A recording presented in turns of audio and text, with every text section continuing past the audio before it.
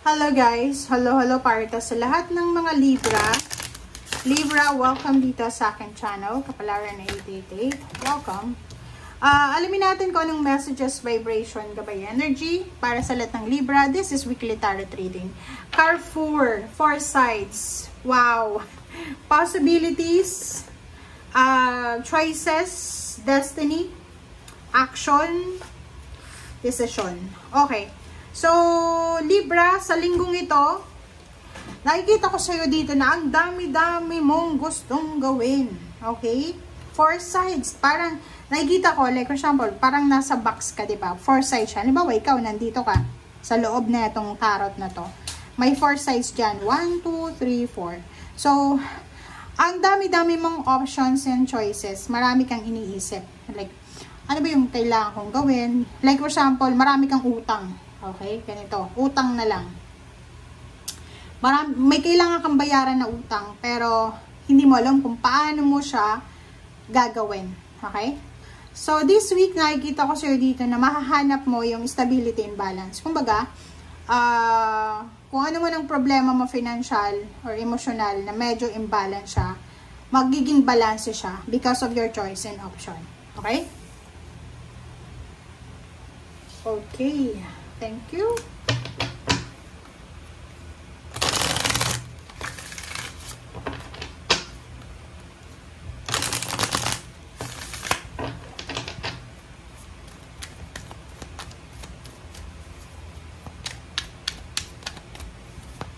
Libra.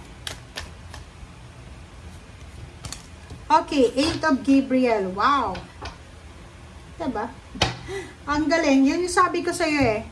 Diba? So, isang napakabilis na resulta ang posibleng mangyayari, and makakatanggap ka ng isang communication, letter, chat, call, or kung ano man siya na pwedeng makatulong sa'yo regarding sa kung ano man yan na kailangan mo ng tulong. Okay? And tingnan natin yung third deck mo. Congratulations sa lahat kasi diba, ang hirap ng buhay sa ngayon. Resonated tayong lahat dito sa Libra eh, kasi lalo yung iba na kailangan ng may mga obligations sa buhay, ganyan-ganyan. Talagang parang feeling mo nasa loob ka ng box. Parang feeling mo nasa loob ka ng isang maze na hindi mo alam kung saan ka ba pupunta, 'di ba? Maybe may part-time or full-time, maraming job offer. Tinitimbag mo kung alin ba dito yung mas matas magpasahod, doon ako eh. Parang ganun, kahit ang sama ng ugali ng boss mo, basta mataas yung pasahod, parang ganun. Alright.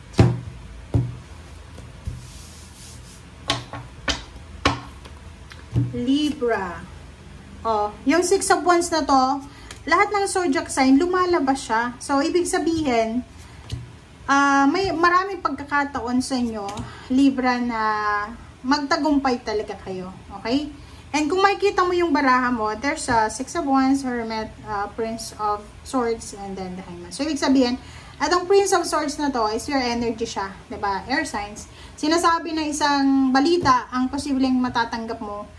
This is the Hang News. Diba? Yung mga Libra dyan na naghihintay ng collaboration, partnership, or answer, or anything na hinihintay mo ay posibleng dumating na. Okay? Naghihintay ka ng chat, ng call. Ano ba yung hinihintay mo? Darating na siya.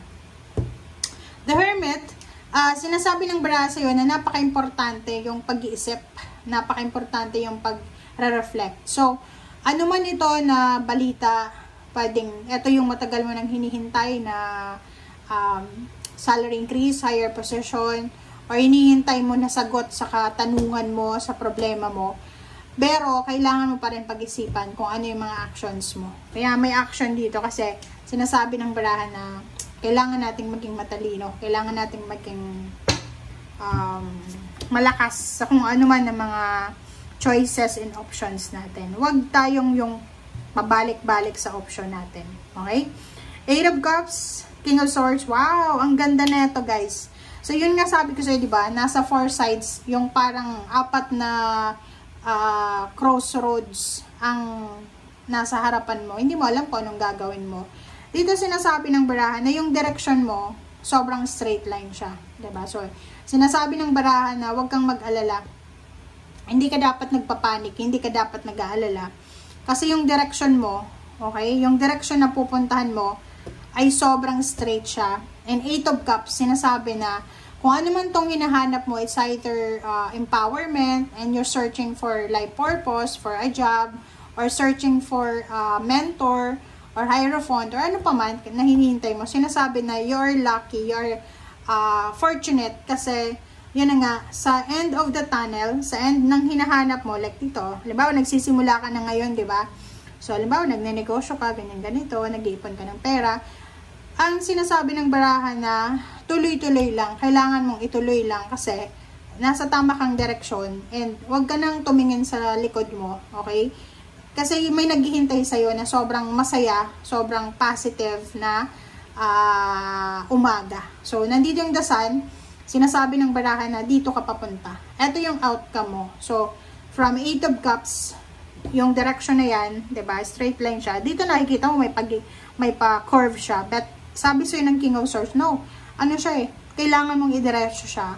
Kasi, nasa tama siya naka-destiny siya diba? Destiny action na kailangan mong gawin, pero naka-destiny siya. So, kung ano man tong gagawin mo sa ngayon, sigurado, naka-destiny na papunta yan sa sobrang happiness, peace, and harmony. Okay, diba? Isang exciting na contract signing. Ano ba yung kontrata ba sa bahay, sasakyan? Ano ba, nagbebenta ka ba ng bahay, ng sasakyan, or maybe, marriage contract? So, paki-comment nga sa comment section kasi isang napakaganda dito na kontratang posibleng pipirmahan mo. So, yung justice card na to, okay? Yung justice card na yan is, Libra energy. It's your energy siya. So, ang sinasabi ng baraha sa'yo dito na kailangan mong maging stable and secured. Okay? Maging stable and secured sa kung ano man to na ino-offer sa'yo. And wag kang matatakot. Yun lang, wag kang matatakot. Lalo na kung trabaho siya, ha? If ever lang, halimbawa, trabaho yung ino-offer sa'yo, diba? Alisin mo yung takot mo. Okay? Kung trabaho yung ino-offer sa'yo, wag kang matatakot. Halimbawa, kailangan mong mag-travel, kailangan mong mag-ibang bansa, or kailangan mong umalis, kailangan mong pumunta sa lugar na malayo, parang ganon. Sinasabi ng baraha, just go lang. Kasi, yun nga sabi sir, naka-destiny yan Kung ano yung decision, kung ano yung choices, kung ano yung action mo ngayon, magdadala yan sa'yo ng stability, ng balance, ng happiness, ng accomplishment. Okay? And sa ilalim mo dito is 5 of this. So, huwag kang masyadong mag-alala regarding money or anything. Just go lang. Go lang ng go. Okay? Thank you guys for watching. Bye!